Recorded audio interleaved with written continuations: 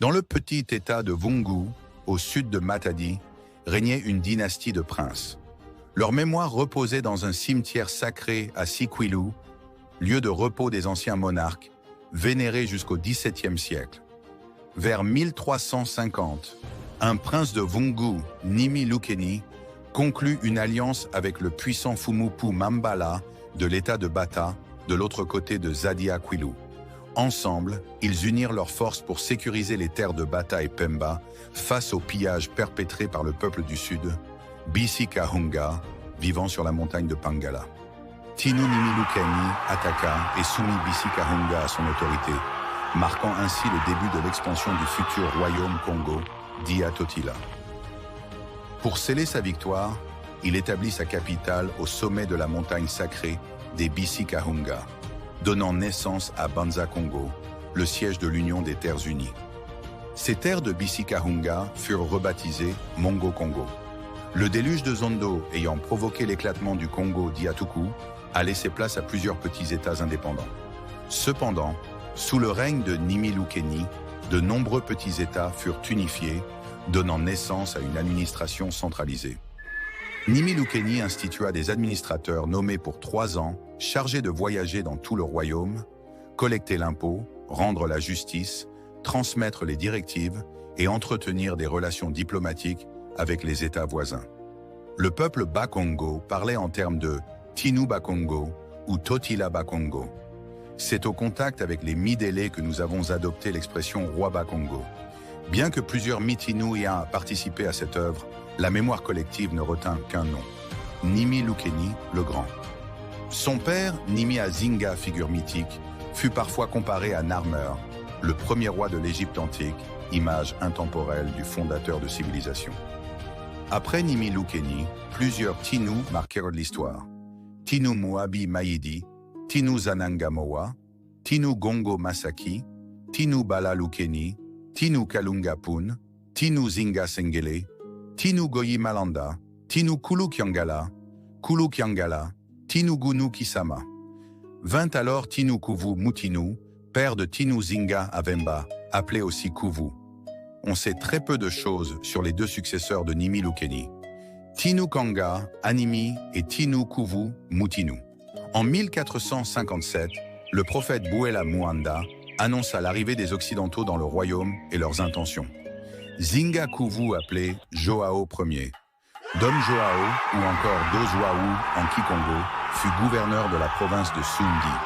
Il engagea de grandes batailles contre les Iko, Anzike en français, appelé Teke aujourd'hui.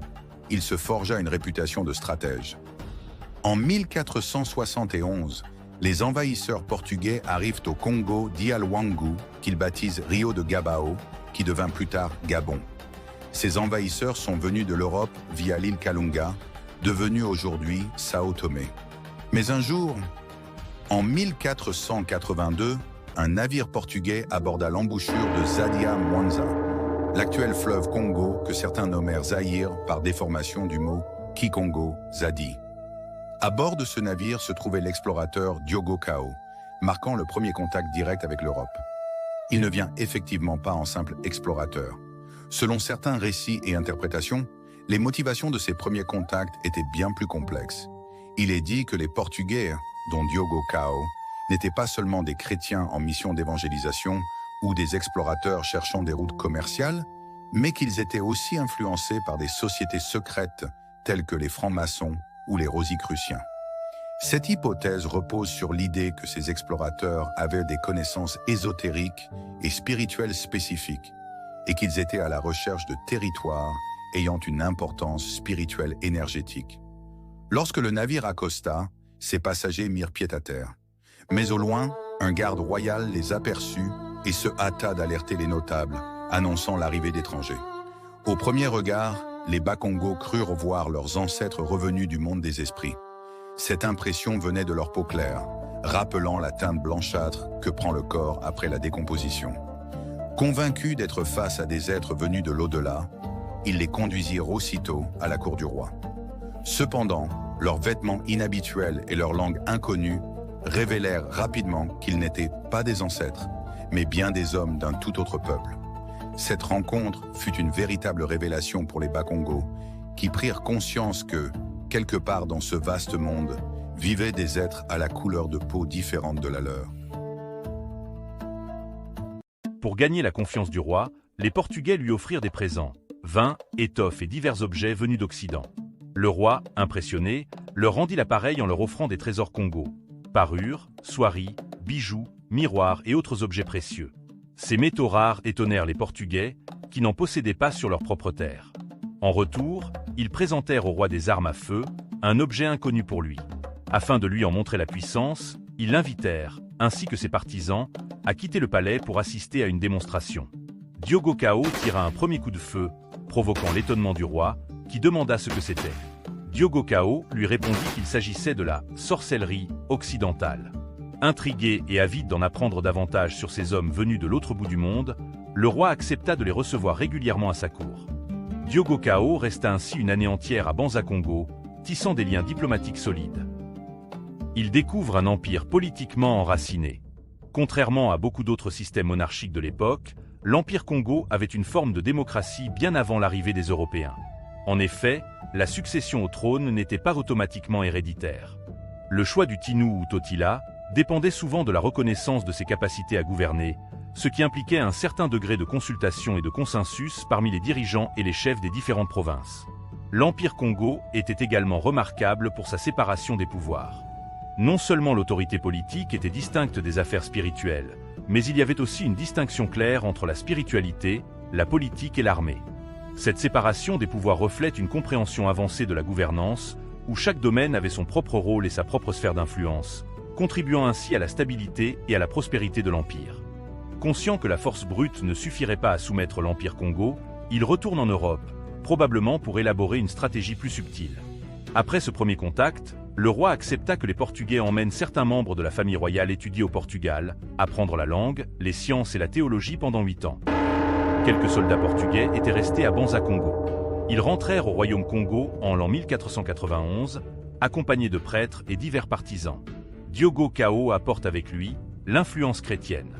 C'est à ce moment que le Tinou Ziga Kuvu, sous l'influence du Tinou de Soyo, accepte de se convertir au christianisme. Ce choix marque le début d'une transformation profonde de l'Empire Congo, à la fois politiquement et spirituellement. Contrairement à ce que l'on pourrait penser, Ziga Kuvu n'a pas accepté le christianisme par soumission ou naïveté. Au contraire, cette décision peut être vue comme une manifestation du sens d'ouverture et de tolérance du peuple Congo. Il a perçu le christianisme comme une autre forme de spiritualité à explorer. Le 3 mai 1491, Tinou Bakongo et sa famille furent baptisés. Ziga Kuvu s'appela désormais Joao, son épouse Éléonore et leur fils Afonso. Mais le roi refusa de gouverner selon certains préceptes de la Bible, notamment l'interdiction de la polygamie, ce qui provoqua des tensions car plusieurs chefs de clan lui donnèrent sœur, fille comme épouse à lui et à sa cour, afin de perpétuer la descendance matrilinéaire. La cour fut ainsi divisée entre progressistes chrétiens et conservateurs Bakongo, car renoncer à ces alliances provoquerait l'effondrement des fondements du royaume Congo.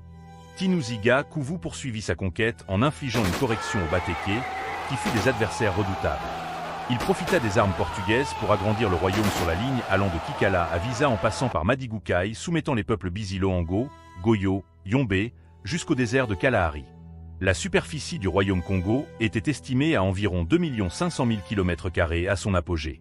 Cette expansion plaça sous son autorité de vastes territoires autonomes, faisant du royaume un centre de puissance et d'influence reconnu même à la cour du Portugal. Les Portugais parvinrent ainsi à gagner la confiance du roi. Dans ce climat favorable, Diogo Cao et ses compagnons approchèrent le souverain pour lui soumettre une requête. De l'autre côté de la mer, ils avaient découvert de nouvelles terres et souhaitaient bénéficier du savoir-faire des Bakongo, notamment pour enseigner aux habitants certaines techniques agricoles. Le roi accepta, car les deux royaumes entretenaient des relations amicales. Par le passé, des Bakongo avaient déjà voyagé au Portugal et en étaient revenus sains et saufs. L'occasion permettait également aux Bisi-Congo de découvrir d'autres horizons. C'est ainsi que plusieurs Bakongo entreprirent le voyage vers l'Amérique pour y travailler. Pendant ce temps, le capitaine portugais Louis de Souza et les prêtres espions parlaient de Dieu et de leur religion à Banza-Congo, introduisant ainsi les concepts comme l'enfer, une notion étrangère à la cosmologie Congo. En instillant la peur de la damnation, Ils ont réussi à convaincre le roi et plusieurs de ses sujets que les pratiques spirituelles Congo traditionnelles étaient mauvaises, les poussant à les abandonner. Cette peur est le début de l'échec, car elle affaiblit la résilience et la foi des Congos dans leur propre tradition. Le roi n'a pas seulement adopté une nouvelle religion, mais il a aussi, selon la vision traditionnelle, ouvert la porte à des influences négatives, ou Kadiapeba, esprit de mauvais augure, qui ont exploité cette situation. Les Portugais finirent par infiltrer la cour du roi, semant la discorde entre ses partisans. Peu à peu, la cour se scinda en deux camps. D'un côté, les défenseurs de la spiritualité ancestrale du Congo, et de l'autre, les Bakongo convertis au christianisme. Ces derniers, en adoptant une nouvelle allégeance, se retrouvèrent souvent en opposition directe avec les traditions de leurs ancêtres. Non seulement ils abandonnèrent les pratiques spirituelles du royaume, mais certains révélèrent aussi les secrets et les protections mystiques qui avaient longtemps assuré la puissance du Congo. La spiritualité Congo fut ainsi pervertie et infiltrée par des influences extérieures, notamment la franc-maçonnerie, qui détourna certains rites de leur véritable essence. Dans le même temps, les Portugais distribuèrent des armes à certains Bakongo, alimentant les conflits internes. Ils encouragèrent les chefs de province à se révolter contre le pouvoir central afin de créer leur propre royaume, affaiblissant encore davantage l'unité du Congo. Les tensions s'accentuèrent. Une fracture grandissante déchirait le royaume. Les Portugais perpétrèrent directement des attaques contre les habitants de Boulabemba, Bulukolo, Malela et Mateba. Face à ces dérives, le roi adressa une lettre au roi du Portugal. Mais il n'obtint jamais de réponse. Il comprit alors qu'il avait été trompé et qu'en s'alliant aveuglément, il avait trahi son peuple. Le grand empire fondé par son aïeul, Nimi Lukeni, se trouvait désormais menacé. Conscient de l'urgence, le roi tenta de revenir au fondement spirituel Congo. Mais un autre danger le guettait. Son propre fils, le prince chrétien Vemba Adziga, Dofusu ou Afonso Ier, était sous l'influence directe des Portugais, soutenu par sa mère. Fort de l'appui militaire portugais, il s'apprêtait à s'imposer contre ses rivaux au trône. En face, l'aile des conservateurs se rassemblait autour du neveu du roi, fils de sa sœur et héritier potentiel, le prince Panzu à Zinga, à Lumbu, soutenu par les notables et par le peuple.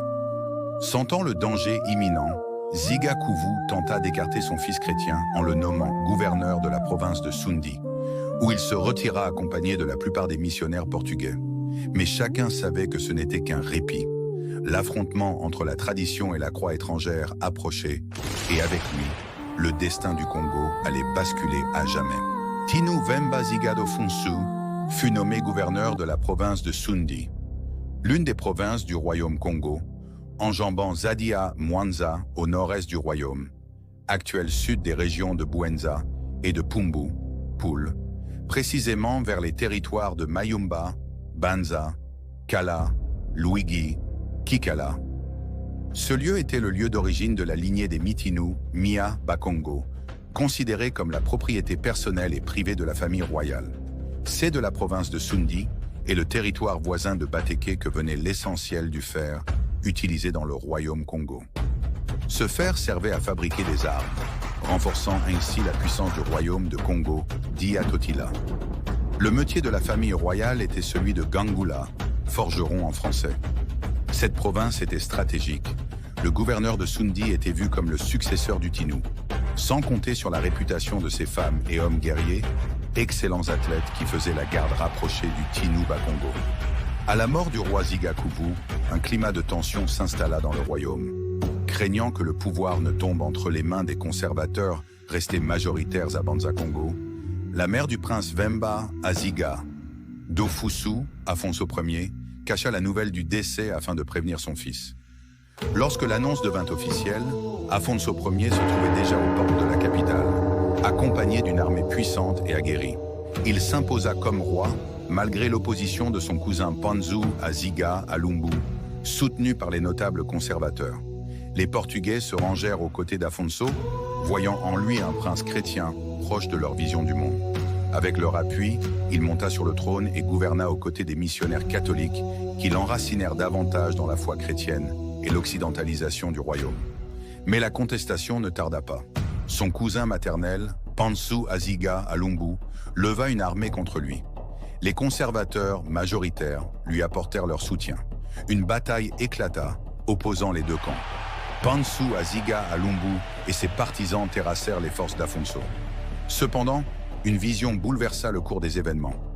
Alors qu'ils étaient sur le point de plier, conscients qu'ils ne pouvaient vaincre l'armée de Pansu Aziga à Lumbu par la seule force militaire, les Portugais eurent recours aux forces occultes de la Kabbale, une sorcellerie étrangère que les Bisi-Congos ne connaissaient pas. C'est ainsi qu'un égrégore se manifesta dans le ciel. Certains affirmèrent qu'il s'agissait de Saint Jacques le Majeur. Interprété comme un signe divin, cette apparition galvanisa les troupes d'Afonso. En prière et en ferveur, elles renversèrent le rapport de force. Pansu Aziga à Lumbu mourut sur le champ de bataille. Cet épisode fut gravé dans la mémoire du royaume. On le rappela pendant près de 3 siècles, jusqu'en 1860. Une fois solidement installé, Afonso Ier réforma le royaume dans un esprit chrétien et européen. Les écoles Bakongo commencèrent à disparaître, laissant place aux écoles basées sur le système éducatif portugais. En 1509, il fonda à Banza-Congo une grande école royale qui, dès 1516, accueillait plus de 1000 étudiants. Les lettres, les mathématiques et la théologie Bakongo furent remplacées par les enseignements portugais. Les écoles initiatiques Bakongo furent détruites. Les gangas ou prêtres furent pourchassés par les missionnaires de l'Église catholique. Une de ses sœurs créa aussi une école pour jeunes filles. Plusieurs membres de l'élite furent envoyés au Portugal, dont son propre fils, le prince Kinu Avemba, Dodiki Dom Henrique. Formé dans un séminaire dès 1508, il fut consacré prêtre, puis évêque d'Utique en Tunisie en 1520. De retour au Congo en 1521, il fut nommé gouverneur de Pangou jusqu'à sa mort en 1531. Un autre prince, neveu d'Afonso, étudia à Lisbonne et devint professeur de lettres et de philosophie Congo. Afonso Ier entretint aussi une diplomatie forte.